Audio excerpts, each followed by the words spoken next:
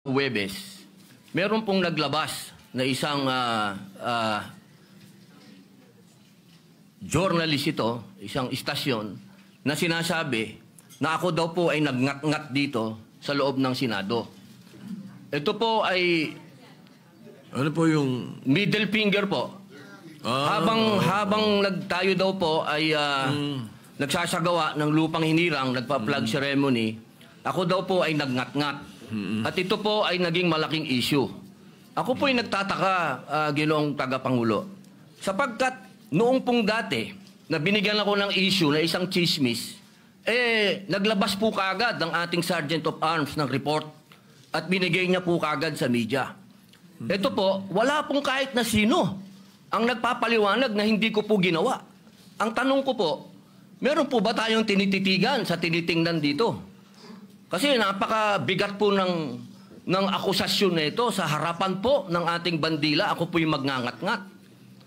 At gusto ko pong ipaalam sa ating mga kasama, kung politika lang, handa po ako mag-resign. Pero pagka-religion ko po ang pinag-usapan, kahit sino sa inyo, kung ano gusto nyo, wala pong problema. Pero wag pong religion ko. Hinihingi ko po, wag pong religion ko, mahal na tagapangulo. Dahil ito po yung malaking kabastusan sa amin. Ito po, ang sinisip na ko po, ito po'y nag-iisang Diyos.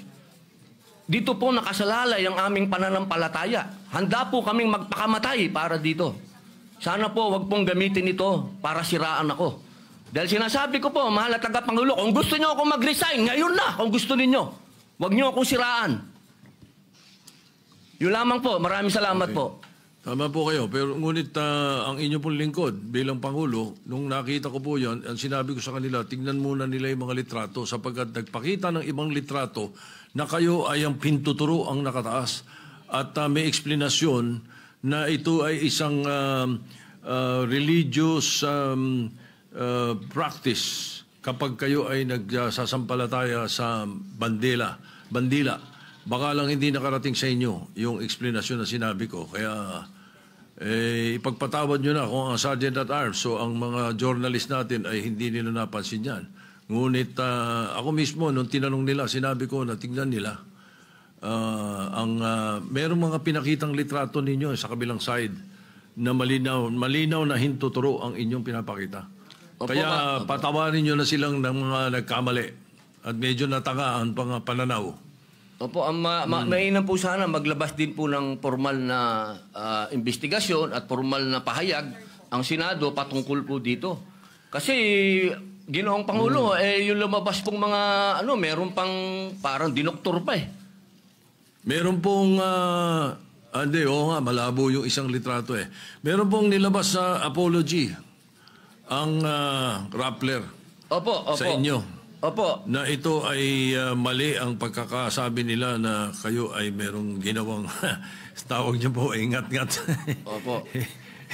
Alam niyo po, Ginoong Pangulo. Humingi ng tawad sa inyo. Ayan, Opo, pero napakainam po kung manggagaling po sa Senado sapagkat marami naman pong camera dito ang magsasabi na hindi ko po ginawa yan. Hindi ko po magagawa yan. Tama. Napakalaking pambabastos po niyan. Hindi ko po magagawa, Ginoong Pangulo. Ako na mismo bilang Senate President o tagapangulo ninyo, ako na nagsasabi na hindi ninyo ginawa yan. At tama yung mag-apologize sila sapagkat mali ang pinakita nila. Patawarin nyo na sila. Meron pang isa, merong naglabas din ng isang fake news na meron daw kumakanta rito ng Bayang Magiliw na pababoy. Papayagan ba natin mangyari dito yun? Hindi po totoo yun. Hindi nangyayari yun. Nandito kami at wala tayong nakitang nagkumanta ng Bayang Magiliw dito o ng lupang hinirang dito na mali. Kaya dapat nag-iingat ang ating mga netizens. Na ibang napakahusay ng mga netizens natin kung tutuusin Pero may mga ilan nakakasingit talaga ng mga fake news na ganyan. Siguro masyado na kayong popular kaya kayo pinag-initan.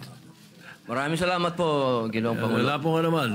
Yes, Senator De La Rosa. Before we recognize Senator Bato De La Rosa, if he gives me the chance to help our distinguished colleague, Senator Robin Hood Padilla, kung gusto niya po, siya naman po ang chairman ng Committee on Public Information. We can refer his manifestation to his committee and he can look deeper into it kung okay sa kanya.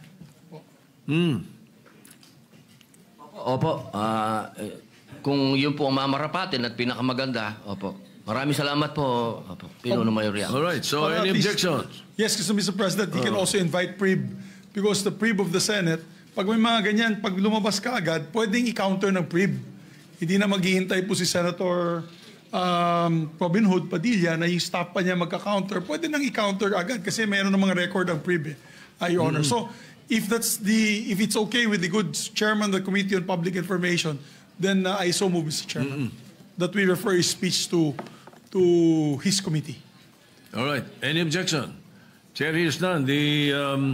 The speech or the manifestation of the senator from Mindanao be referred to the Committee on Public Information and Mass Media. Senator De La Rosa is recognized. Thank you, Mr. President. Mr. President, since nabanggit mo na lang rin na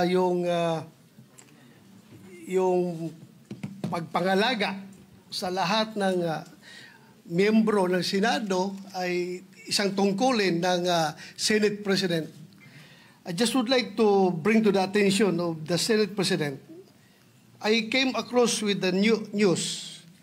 Now, when the Senate President was asked by a certain Christian Esguerra regarding the minority taking up the question about the custody of Bryce Hernandez.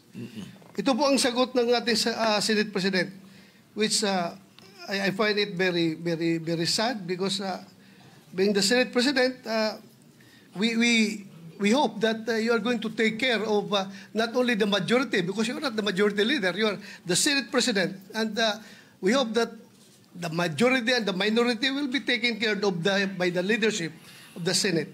And if I quote